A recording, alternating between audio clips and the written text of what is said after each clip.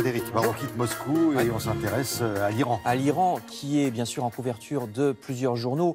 L'Iran, comme Libération ou Le Figaro, l'Iran, ou plutôt devrais-je dire Donald Trump, puisque c'est lui qui remet en cause la stabilité du Moyen-Orient en dynamitant l'accord sur le nucléaire iranien, je cite Libération, et en tournant le dos à ses alliés européens, dit Le Figaro. Et ne croyons pas, madame, monsieur, que l'Iran, après tout, c'est loin, que nous ne sommes pas concernés, car oui, nous sommes concernés, cette volte-face de Donald Trump pourrait nous coûter cher. Les boîtes françaises font le deuil des deals, explique Libération, parce que les USA font pas que déclarer que l'Iran est pas fiable sur le nucléaire. Les Américains décident aussi par la même occasion que toute entreprise qui commerce avec les Iraniens redevient passible de sanctions. En 2 ans, la France avait multiplié par 3 son excédent commercial avec l'Iran, nous qui avons tellement de mal à avoir un excédent commercial. Alors est-ce que Renault, Peugeot, Airbus vont devoir à nouveau se retirer de l'Iran et de son vaste marché de plus de 80 millions d'habitants? Que peuvent faire les Européens, se demande Le Figaro.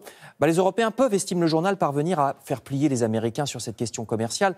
Nous pouvons faire comprendre aux USA qu'on en a marre de devoir subir les conséquences économiques de leur volte-face. Nous le pouvons si nous réussissons pour une fois à nous unir et à parler d'une seule voix, les Européens, face à Washington. Mais il y a aussi en France même une autre affaire très grave, qui a peut-être elle aussi une importante dimension financière, c'est l'affaire du décès de cette jeune femme, vous savez, Naomi Muzenga, que vous voyez ici dans le Parisien aujourd'hui en France.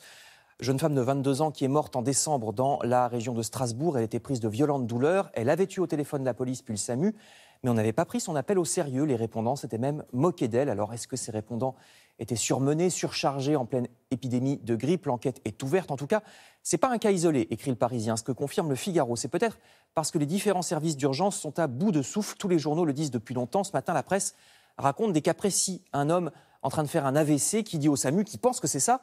On lui répond que, vu son élocution, il a sans doute picolé. Non, parce que quand on fait un AVC, on a du mal à parler. Et oui, alors c'est assez incroyable.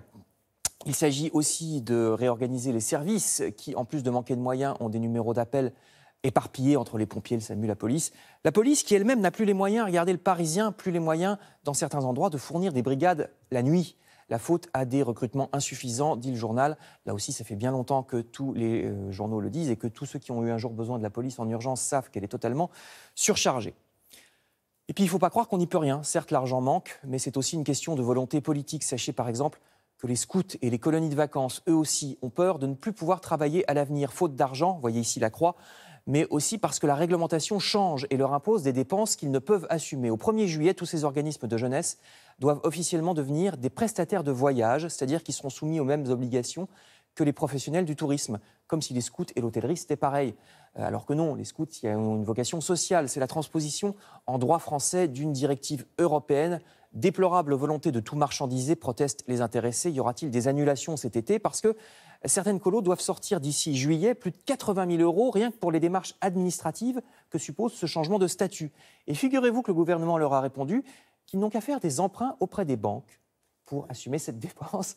J'entends rire dans le studio. Ça va augmenter le coût des vacances, Mais etc., bien sûr, etc. qu'il y a un emprunt, il faut le rembourser, quoi. Donc évidemment, ce n'est pas la solution à tout. Vous lirez ça, vous avez vu sur le site internet de France Info ou bien dans La Croix.